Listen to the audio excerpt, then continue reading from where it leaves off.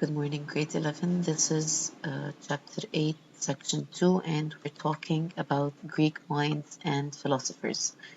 Now, previously we talked about the Greek gods and the mythology, but today we're discussing something that is more realistic. The first thing in our lesson discusses the word philosophy.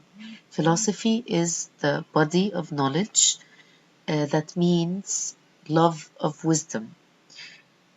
Through philosophy, the Greek philosophers helped develop the study of many subjects such as history, political science, biology, and logic, which is the study of reasoning. So philosophy is the base of all the theoretical debate-filled subjects.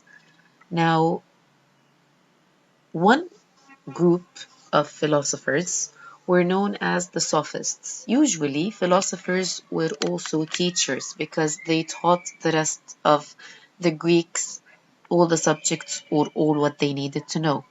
The first group of Greek philosophers were known as the Sophists. These Sophists, they had a certain perspective of life.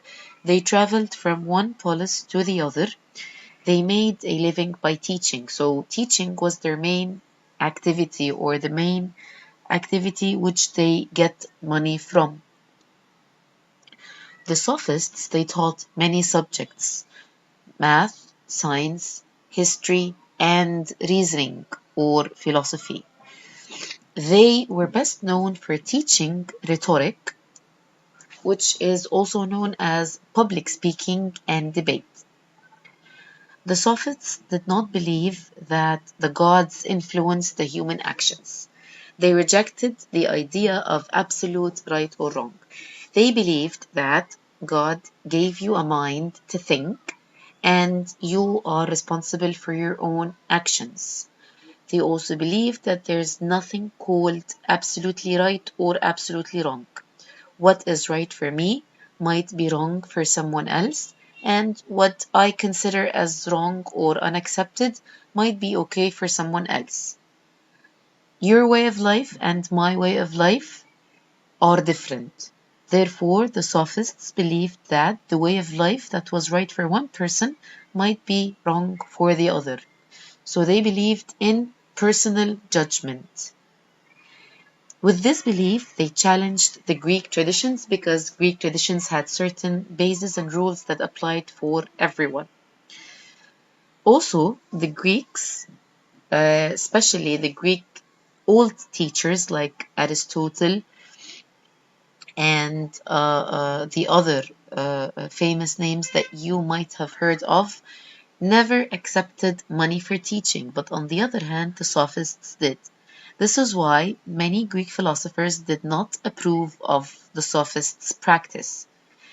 Also, many Greeks thought that the Sophists lacked the idea of values and ideals.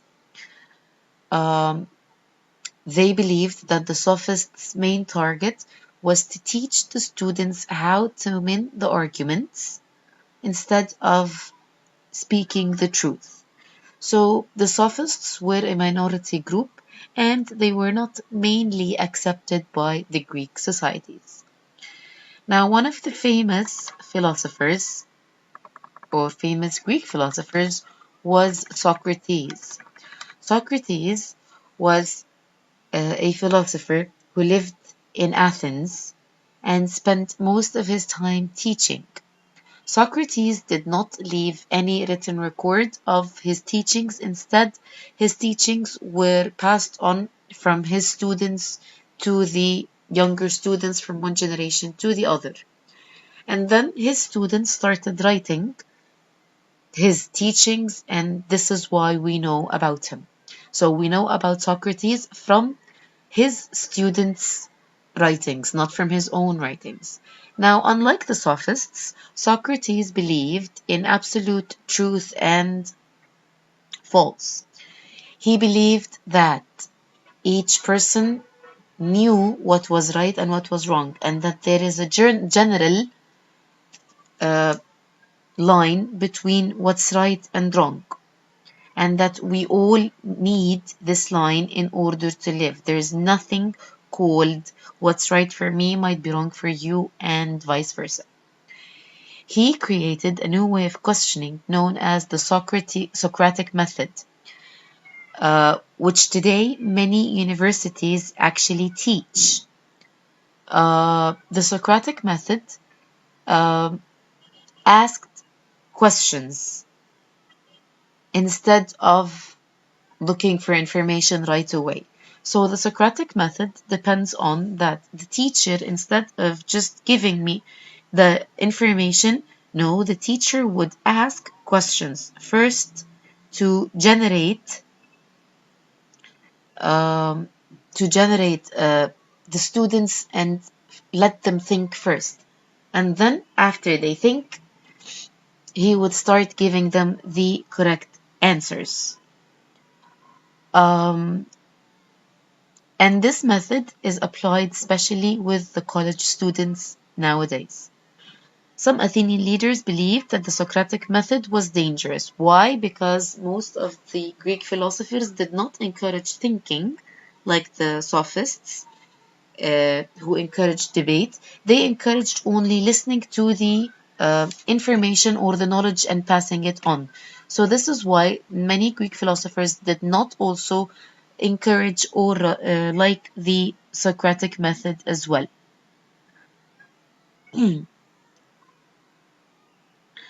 um,